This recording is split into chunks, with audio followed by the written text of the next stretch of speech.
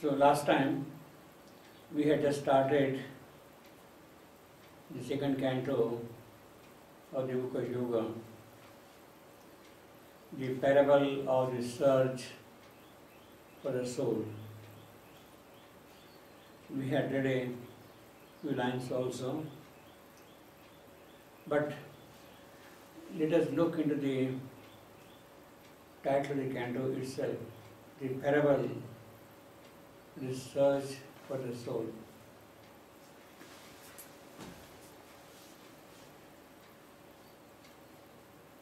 It looks rather strange why the yogi poet is calling this canto a parable.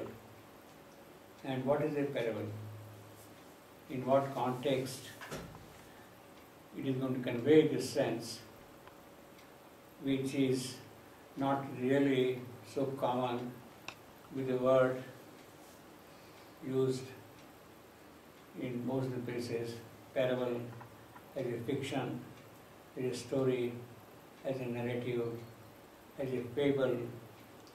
Is it in this context that he is using the word parable? Certainly, it cannot be so. It could be, if at all we have to say something connected with it in a literary sense, it could be an analogy, it could be a discourse, it could be an epilogue. Even these words do not really convey the sense of the word parable which is present here in the title. So let us first see what exactly we could understand from the word parable.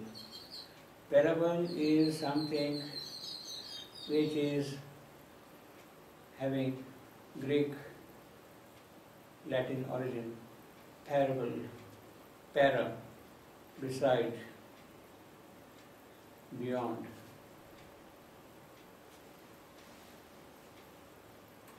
And bowl, to throw, to cause. So if you go by the etymological sense of the word parable, beside or beyond, and to throw, it means that it is having a connotation of indicating something which is not directly conveyed by the story, but which is incorporated in a certain sense in the story itself. That is what it would mean basically here. So parable is a placing beside something. It is a search for the soul, and it is indicative of that particular search which is being conveyed here. Listen. It is an earthly story with heavenly meaning, celestial sense, with something supernatural which is going to happen here. It is a common, mundane narrative, but indicating something which is going to be supernatural in its contents. Now the word parable occurs at a couple of places in Sri Aurobindo writings, elsewhere also. For instance, we have the description of the 10 avatars of Vishnu, which he calls as the parable of evolution, a sort of a narrative, figuratively presented in the parable, in the story, in the narrative of evolution. The 10 avatars of Vishnu, Matsya, starting from the fish. We got 10 avatars here, let me just go to them. Matsya, fish, then Kurma, tortoise, Varaha, boar, Narasimha, half man, half lion, Vamana, the dwarf, Parshurama, Rama with the axe, then Rama, that is Ramachandra, as we would call him. Following him is Krishna, and then Buddha is also included in the series of these 10 avatars as the 9th avatar, Buddha, Krishna, Buddha, and then of course the last avatar is Kalki avatar. So we have got Matsya, Kurma, Varaha, Narasimha, Vamana, Parshuram, Rama, Krishna, Buddha, and Kalki, the last avatar, 10th avatar, the appearance of the eternal in this creation. That is what Kalki avatar means.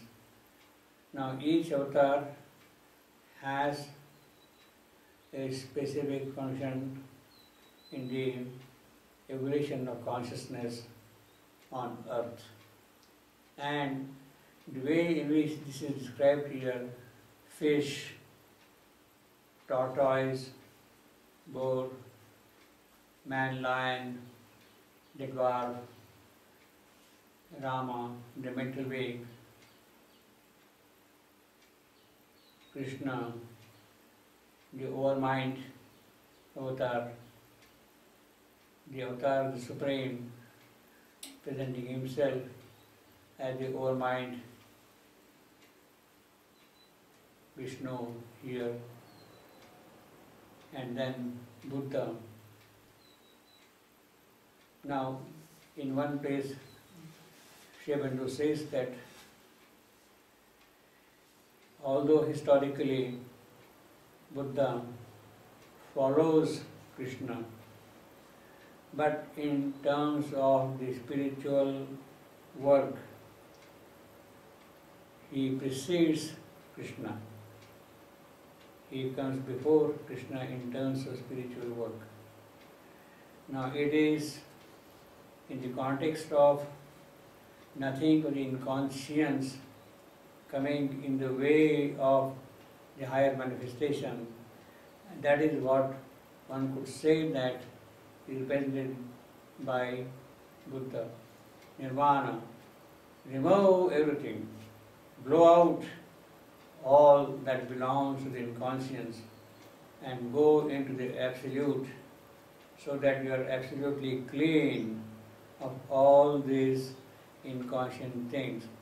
The sin, the desire, Trishna, or whatever you want to call it, they are no more present there at all. And what would remain will be the pure self, not even God, the pure self. It is in that foundation that the work of Krishna would proceed in establishing the overmind consciousness in the physical. Krishna comes for that. Rama came for the mental consciousness. Krishna comes for the overmind consciousness. Kalki will come, or perhaps has come, for establishing the higher, the transcendental consciousness, the eternal himself. And in that sense, it is the last avatar in the series of these 10 avatars. Now, this narration of the avatars in the Puranas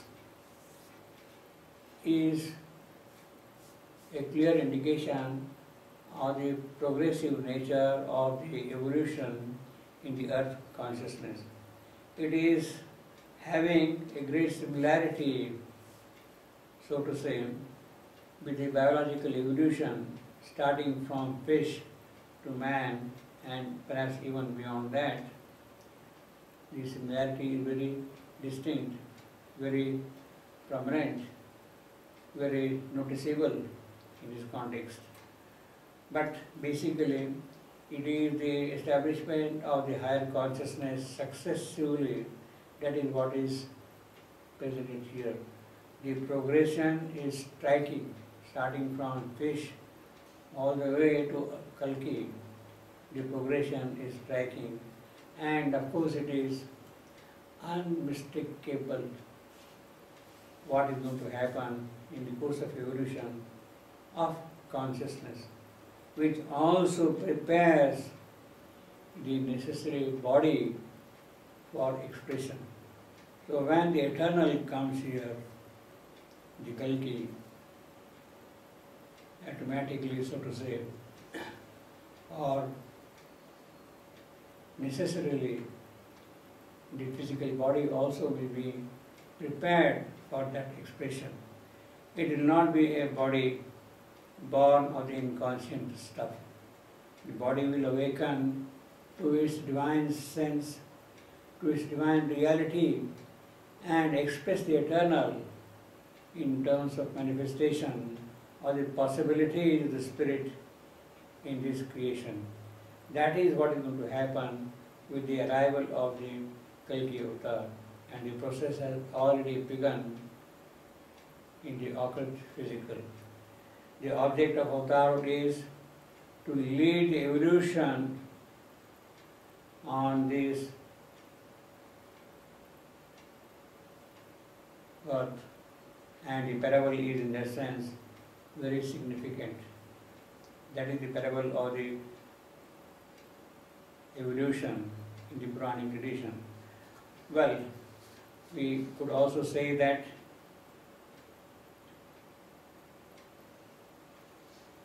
this description of Parshurama, Rama, Krishna, Buddha in the series of 10 avatars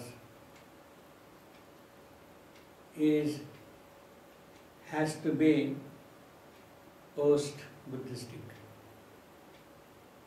The Purana, which are expressing this thing, must have been composed or written or given after the birth of Buddha. Buddha is therefore recognized by the Puranas as an avatar, which is very great, very significant. It is not as the founder of the religion we call Buddhism that we recognize him, but as one who sees the necessity of nirvana to purify oneself fully from the stigma of inconscience, is what Buddha is doing, is achieving. And the Puranas do recognize the contribution of Buddha, of that avatar, in the series of this avatarhood. In fact, in the Srimad Gita, Sri Aurobindo speaks of Christ also as an avatar. Krishna, Christ, Buddha. He says that also. Now the avatarhood of Christ, or even perhaps for that matter of the Buddha, may not be exactly in the same line as the avatars of Vishnu in the nature of Matsya, Kurma, Varaha, Narasimha, Vamana, Parshurama, Rama, Krishna. It could be another line of avatarhood. Still, the presence of Buddha in the main line is necessary, is significant, and has to be there. The avatarhood of Christ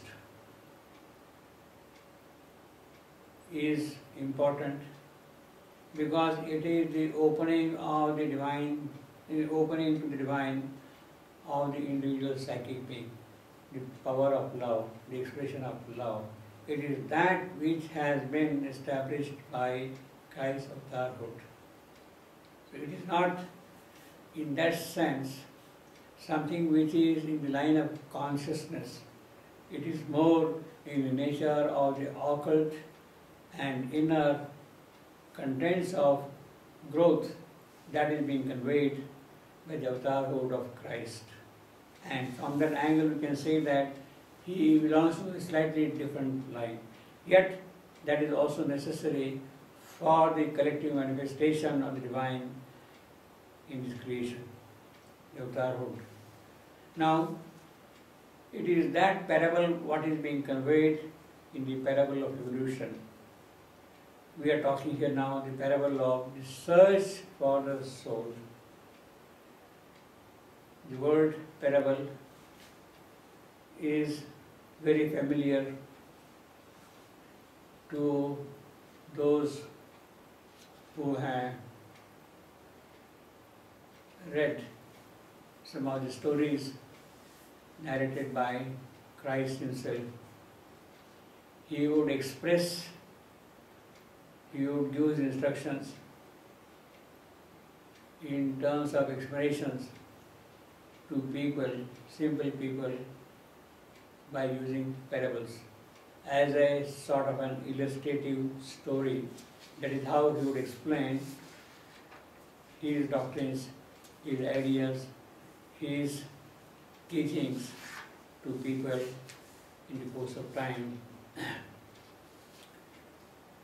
We have, therefore, the sense of parable as something which is designed use of language. Language has been designed for a specific purpose to convey some secret meaning, some esoteric sense, something which is not immediately grasped by the common man, but through the parable he kind of gets a notion of what could be behind it. And it is that we call a parable. Designed use of language to convey some secret meaning. In fact, Christ is said to have told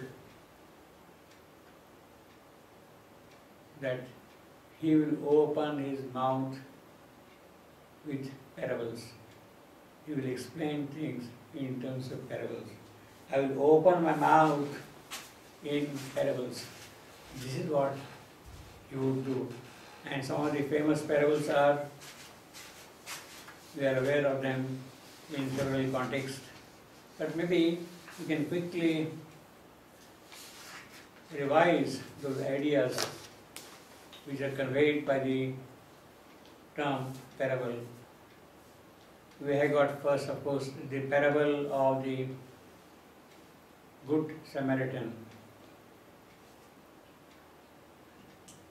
Now, it may look like a moral story, but it conveys something deep, something very spiritual also, something which has intimate psychological, psychic relationship with things around.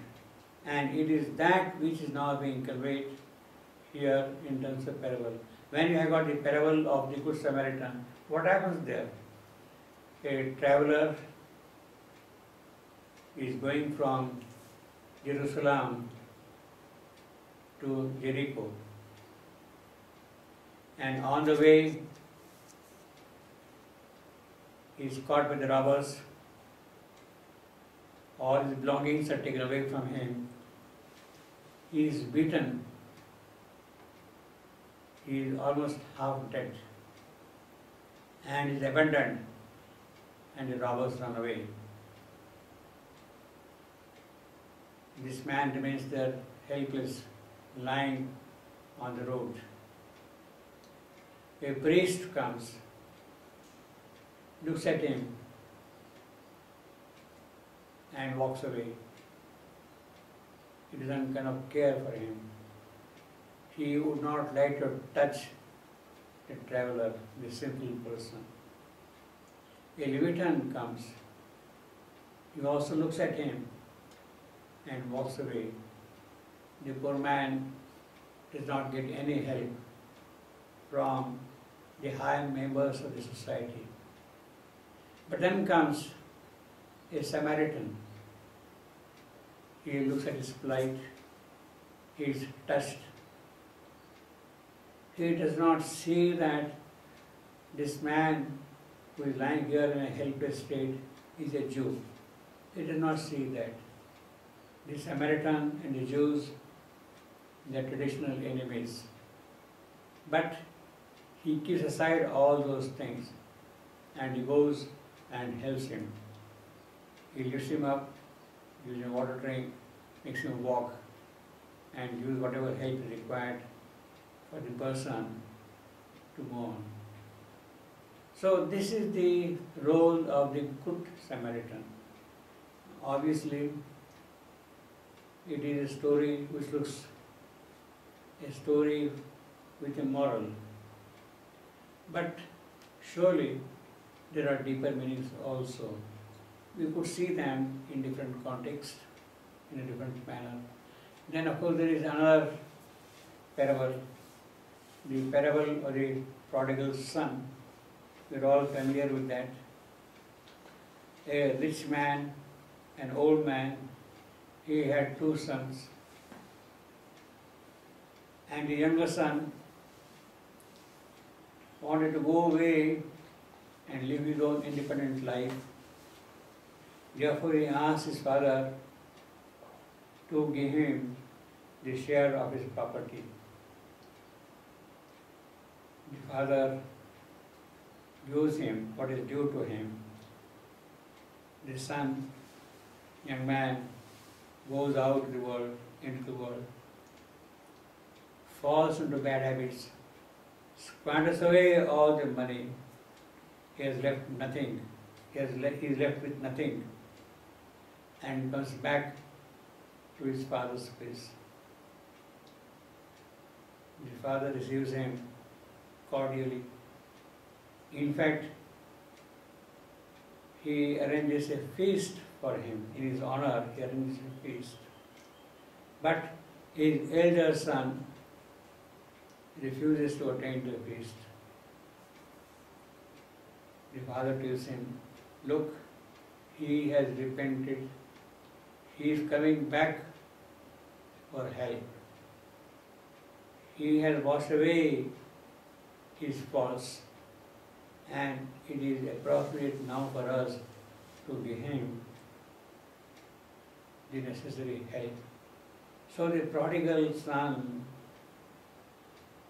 is received with full consideration by his father, and whatever is due to him is given to him again. And the elder son also recognizes the importance of what his father was telling. Now that is again a story which is perhaps in a social context, but at the same time it has a deeper sense. There is another story, in fact there are a couple of parables like that. We may be quickly looking at them to get some idea. The parable of the lost coin. An old woman, she had 10 coins, 10 drachmas. But in the night, one of the coins fell down on the road. She lit up a candle and started searching for the lost coin. She went around here and there, everywhere, and finally she found the lost coin. It is not that the remaining 9 coins would not have sufficed her. It is not that question. The question is the value of money, of drachma. It is that which should not get lost. The coin come back, coin may get lost also, but the value which is associated with it, that should not get lost. And it is that which is illustrated by the simple example of the old woman lighting a candle in the darkness looking for the lost coin. We have lost our soul in the night. We had to light a candle and look for it. The parable or the search for the soul is something of that kind. We have to look for the soul by lighting a candle. Then of course we have another parable, the parable of the lost sheep. A shepherd had 100 sheep, but one sheep in the evening got lost, got strayed away and could not be easily found.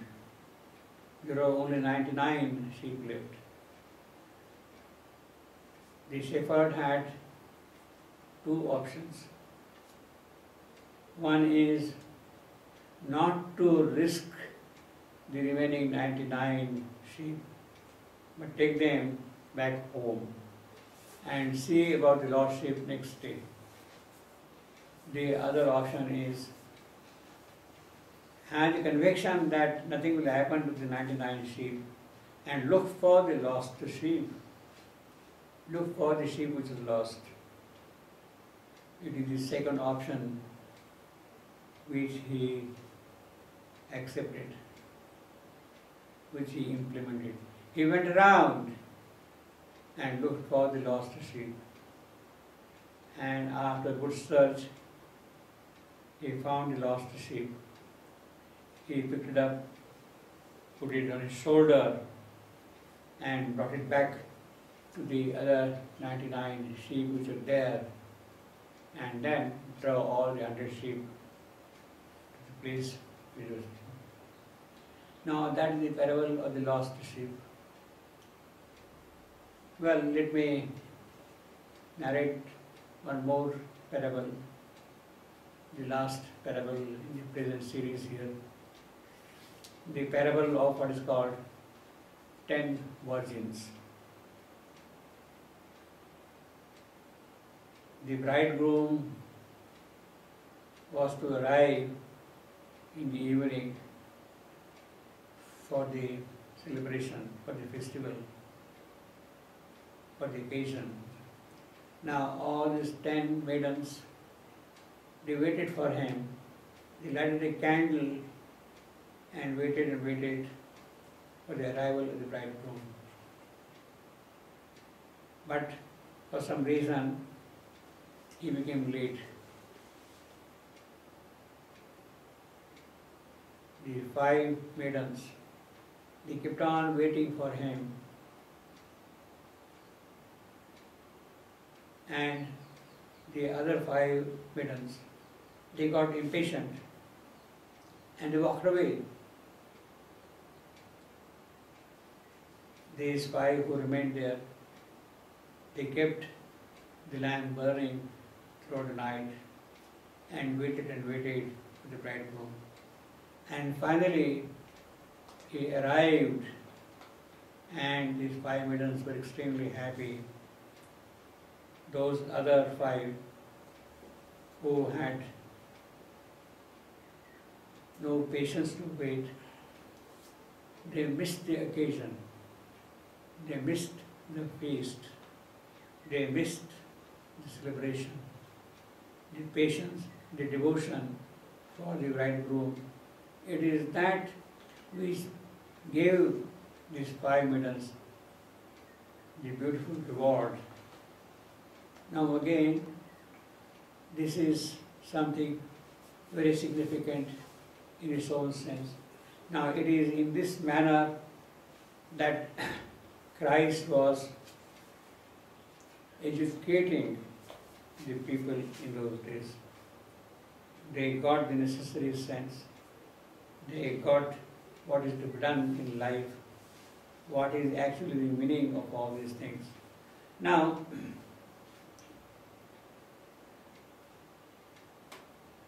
this conveying the deeper sense of life to the common man was important at that period of time.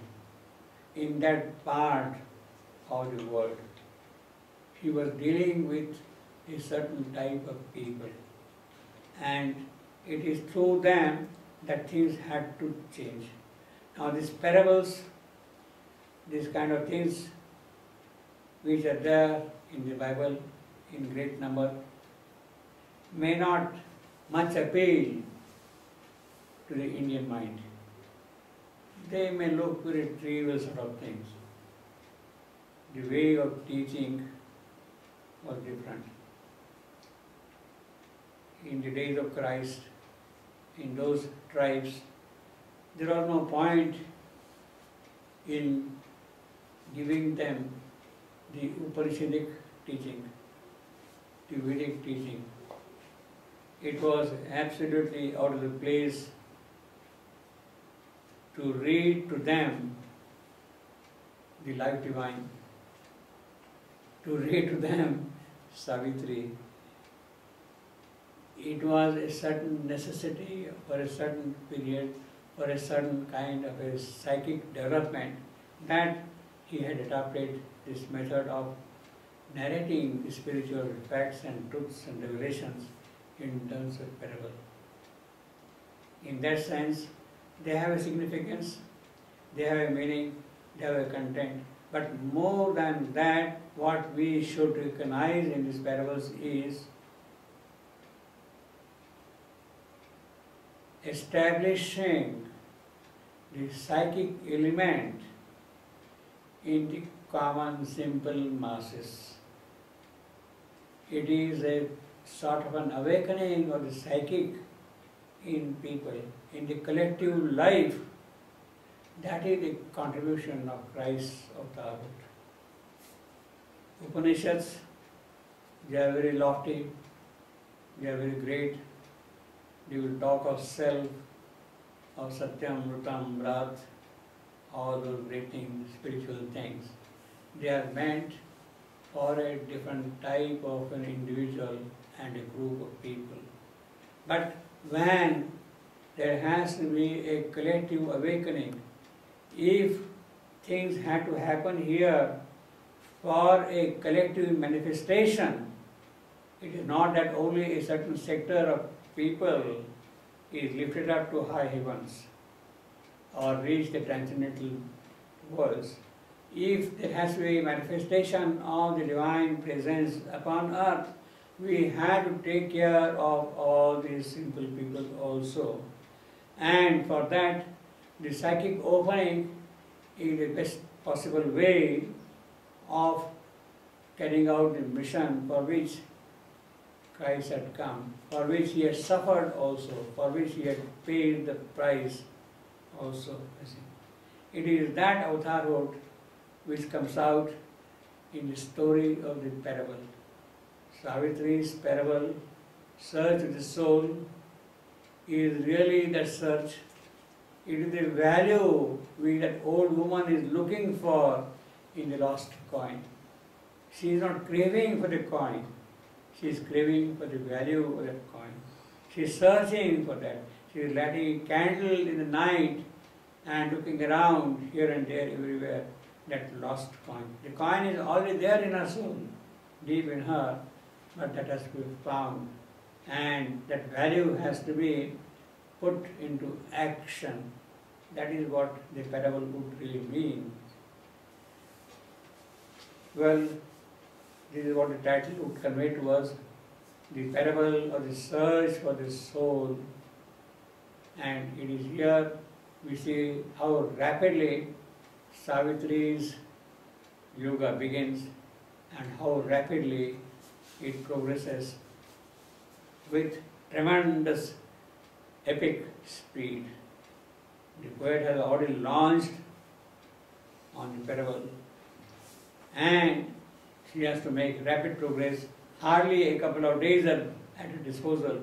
She must now enshrine in her soul the full divine power so that she can meet tomorrow the god of death and conquer him, win victory over him.